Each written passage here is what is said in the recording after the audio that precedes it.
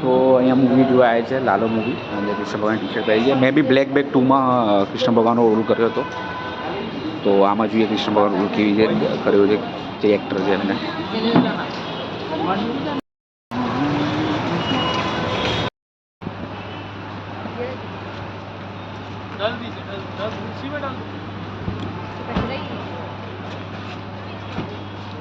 time हो गया 10-11 હાલો જો હોય રે આપણે કઈ આય